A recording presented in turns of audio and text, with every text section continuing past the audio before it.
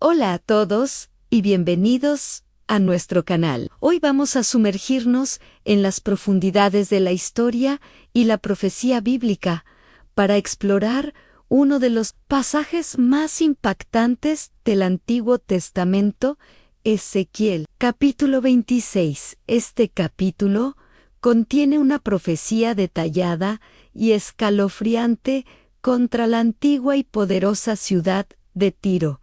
¿Están listos? Vamos a empezar. Para entender la magnitud de esta profecía, primero necesitamos conocer a Tiro. Antiro no era una ciudad cualquiera. Ubicada en la costa del actual Líbano, era una de las metrópolis más ricas y poderosas del mundo antiguo. Era el centro del comercio marítimo, una ciudad-estado fenicia famosa por sus barcos, sus comerciantes, su riqueza y su aparente invencibilidad. Tiro estaba dividida en dos partes, una en el continente y otra en una isla fortificada a casi 1 kilómetro de la costa. Esta isla era su fortaleza principal, rodeada de murallas que se creían impenetrables. El capítulo 26 de Ezequiel comienza en el año 11, probablemente del exilio del rey Joaquín, alrededor del 587 o 586 antes de Cristo. Es un momento crucial. Jerusalén, la capital de Judá, acababa de caer ante los babilonios. Y aquí es donde empieza el problema para Tiro. El Señor se dirige al profeta Ezequiel y le revela lo que Tiro está diciendo en su corazón. La puerta del comercio entre las naciones está hecha pedazos. Ahora ha llegado mi turno. Yo me lleno de riquezas, mientras ella queda en ruinas. Esta no es solo una declaración de alegría por la caída de un rival comercial. Es una muestra de arrogancia y orgullo desmedido. Tiro se regocija por la destrucción de Jerusalén, no por compasión o justicia, sino por pura codicia. Ve la caída del pueblo de Dios como una oportunidad para enriquecerse aún más. Y esta actitud, este orgullo, es lo que sella su destino. La respuesta de Dios es inmediata y contundente. Por eso yo, el Señor, digo en Tiro, yo me declaro tu enemigo. ¡Qué palabras tan terribles! Dios mismo se pone en contra de la ciudad y la profecía detalla el juicio en varias etapas. Primero, Dios dice, haré que muchas naciones se levanten contra ti, como levanta el mar sus olas. Esto es clave. No se trata de un solo ataque, sino de una sucesión de ataques, como las olas que golpean la costa una y otra vez. Estas naciones, dice el Señor, destruirán tus murallas y echarán abajo tus torres. La destrucción será tan completa que Dios mismo barrerá hasta el polvo, dejando solo una roca pelada. Y la profecía es aún más específica. En medio del mar quedará, como un lugar para poner las redes a secar. Imaginen el contraste, la ciudad más rica y bulliciosa, reducida a una simple roca donde los pescadores secan sus redes. Y para que no quede duda, el Señor lo afirma 2 veces en yo.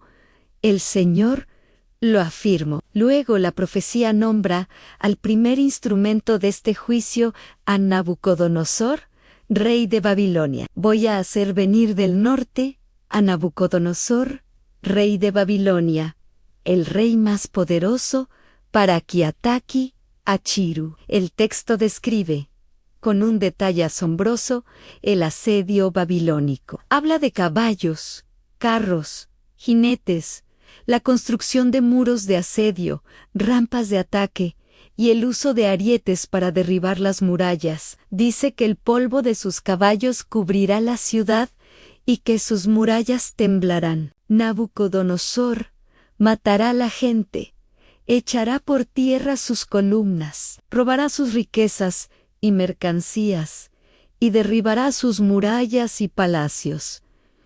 Y aquí viene un detalle increíblemente preciso. La profecía dice: arrojarán al mar las piedras, las vigas y hasta los escombros. Recuerden este punto, porque es fundamental para entender el cumplimiento de esta profecía. El juicio no es solo militar, sino también cultural y existencial. Así pondré fin al ruido de tus canciones, y no se volverá a oír el sonido de tus arpas. El bullicio de la vida, la alegría y el arte de Tiro serán silenciados para siempre. Y una vez más, la imagen central te convertiré en una roca pelada, en un lugar para poner las redes a secar, y nunca más serás reconstruida. Yo, el Señor, he hablado. Yo, el Señor, lo afirmo. La sentencia es final a nunca más será reconstruida. La profecía continúa describiendo el impacto que la caída de Tiro tendrá en el resto del mundo. Los países y reyes del mar temblarán, bajarán de sus tronos, se quitarán sus ropas reales y se sentarán en el suelo, llenos de terror y espanto. Entonarán un lamento fúnebre por Tiro, reconociendo su antigua grandeza y su catastrófica caída. Como fuiste destruida, como desapareciste del mar, ciudad famosa. Finalmente, la profecía utiliza una metáfora de hundimiento total. Dios dice que hará que las aguas profundas del mar cubran la ciudad, hundiéndola en el abismo, junto con los muertos del pasado. Será arrojada a las eternas ruinas. La conclusión es definitiva. Te convertiré en algo terrible, y dejarás de existir. Te buscarán, y jamás volverán a encontrarte. Yo, el Señor, lo afirmo. Ahora, la gran pregunta: ¿se cumplió esta profecía? Analicemos la historia. Pocos años después de que Ezequiel pronunciara estas palabras, en el 586 a.C., Nabucodonosor, rey de Babilonia, comenzó un asedio contra Tiro. Este asedio fue uno de los más largos y difíciles de la historia antigua. Duró 13 años. Finalmente, Nabucodonosor logró conquistar la parte continental de Tiro, tal como lo describió la profecía. Destruyó sus colonias en tierra firme y mató a su gente. Sin embargo, la fortaleza de la isla de Tiro resistió. Los habitantes de la ciudad continental habían trasladado gran parte de su riqueza y población a la isla antes de la caída. Nabucodonosor, después de un esfuerzo inmenso, hizo un pacto con Tiro que le permitió salvar la cara, pero no la conquistó por completo. Algunos podrían ver esto como un fallo en la profecía, pero recuerden lo que dijo Dios: haré que muchas naciones se levanten contra ti, como levanta el mar sus olas. Nabucodonosor fue solo la primera ola. 250 años después, llegó la segunda y decisiva ola. Alejandro Magno. En el año 332 a.C., Alejandro llegó a Tiro durante su conquista del imperio persa. La ciudad isleña, arrogante por su historia de resistencia, se negó a rendirse. Alejandro, enfrentado a una fortaleza naval aparentemente inexpugnable, tomó una de las decisiones de ingeniería militar más audaces de la historia. ¿Recuerdan el detalle de la profecía que decía: arrojarán al mar las piedras, las vigas y hasta los escombros? Alejandro Magno, para poder llegar a la isla, ordenó a sus hombres que construyeran una calzada,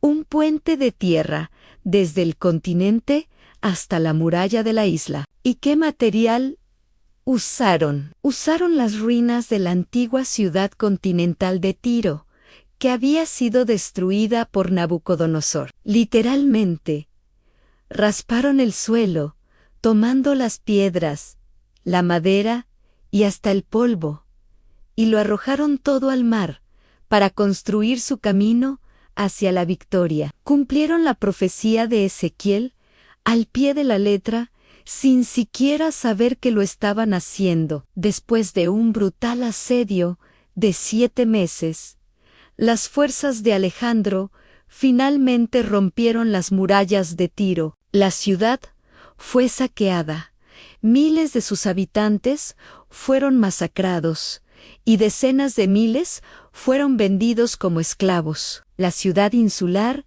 fue totalmente destruida.